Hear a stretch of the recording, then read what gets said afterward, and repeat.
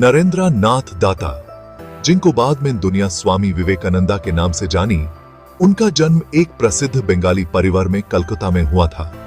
यह परिवार अपनी सांस्कृतिक और सामाजिक विरासत के लिए प्रसिद्ध था, जो उनके व्यक्तित्व पर गहरा प्रभाव डालने वाला था।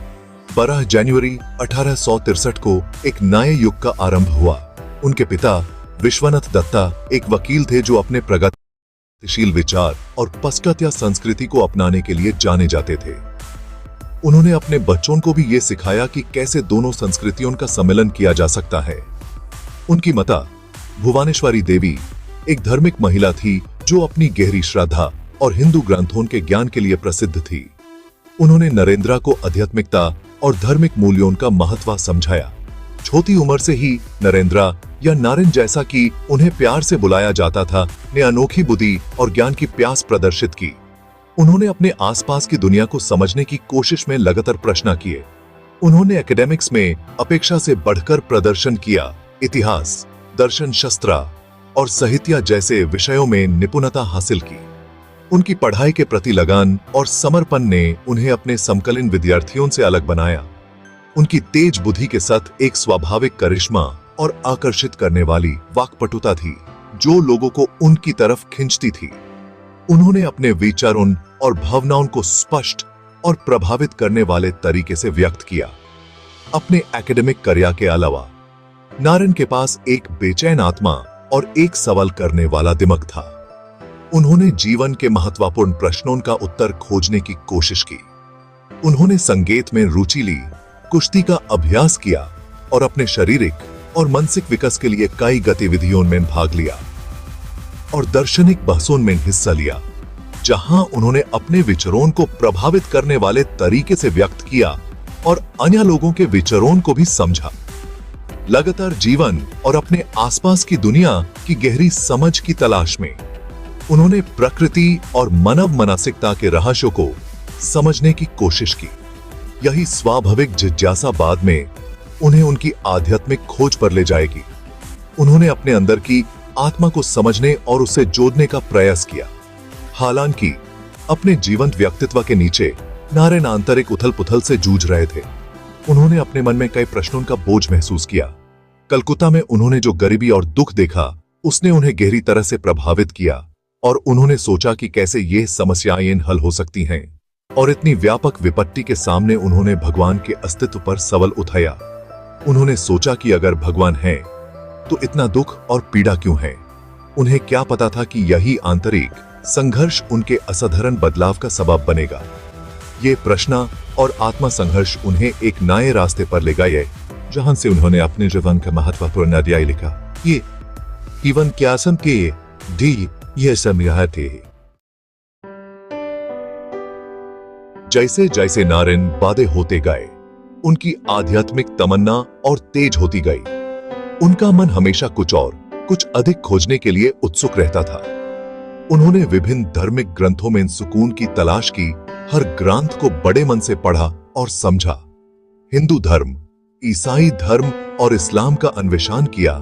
हर धर्म के मूल सिद्धांतों को समझने की कोशिश की, लेकिन कोई भी उनकी सच्चाई की प्यास बुझा नहीं सका।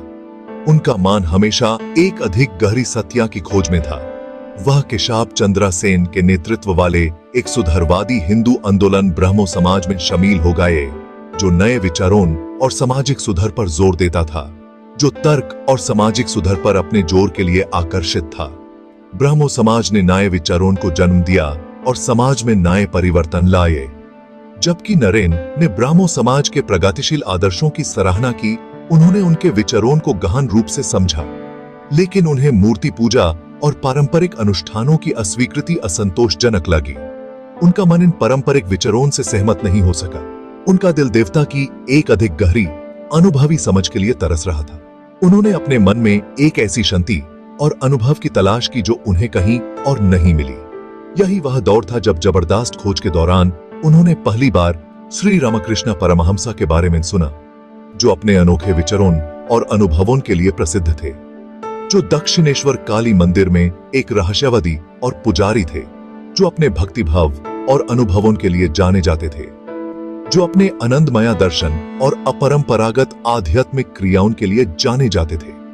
उनके विचार और अनुभव सभी के लिए प्रेरणा का स्रोत थे। रामकृष्ण के आध्यात्मिक कद की कहानियों से प्रेरित होकर नारायण, शुरू में संशयवादी, ने संत से मिलने का फैसला किया। उन्होंने सोचा कि शायद यही उनकी खोज का अंतिम पड़ाव हो। उन्होंने दक्षिणेश्वर में रामकृष्ण से मुलाकात की और उनसे अपने मन के प्रश्नों का उत्तर पाने की कोशिश की।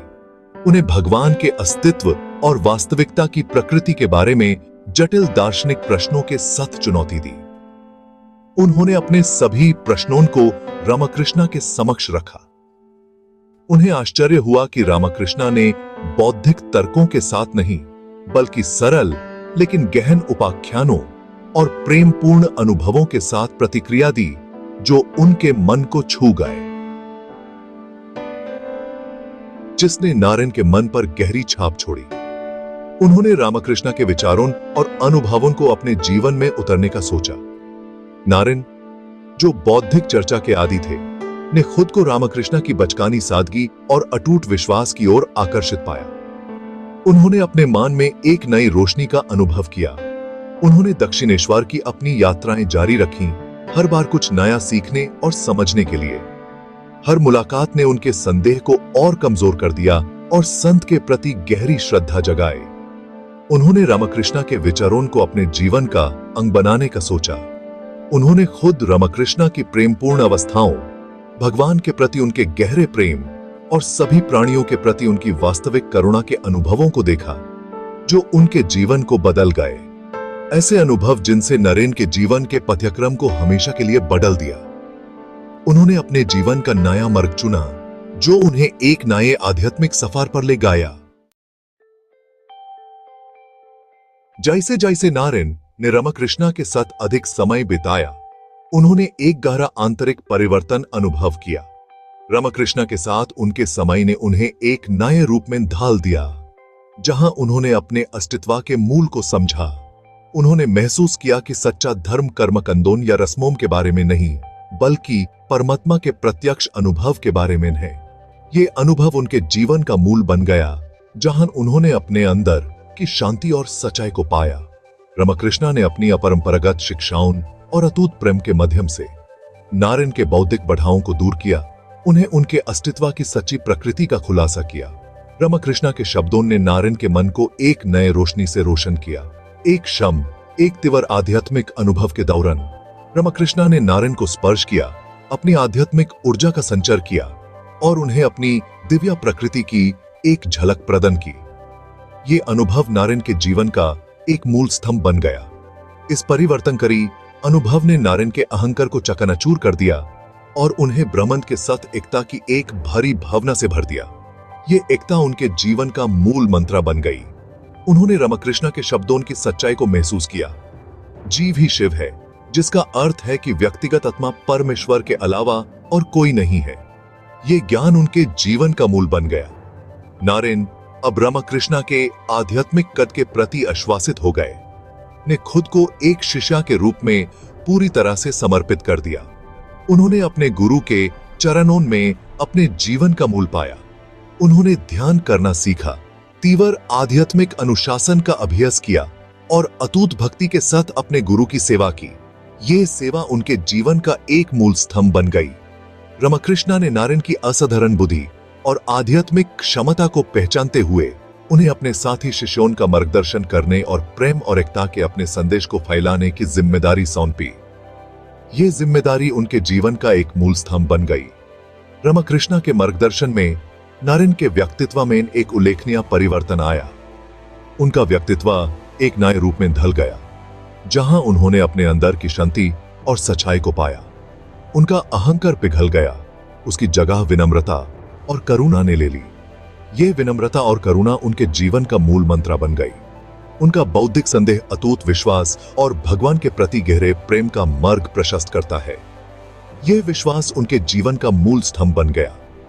वह अब केवल नरेन नहीं थे, प्रतिभाशाली लेकिन बेचैन युवा, बल्कि स्वामी विवेकानंद बनने की राह पर थे, जो शक्ति, ज्ञान और आध्यात्मिक शक्ति के अवतार थे। यह अवतार उनके जीवन का मूल स्तंभ बन गया।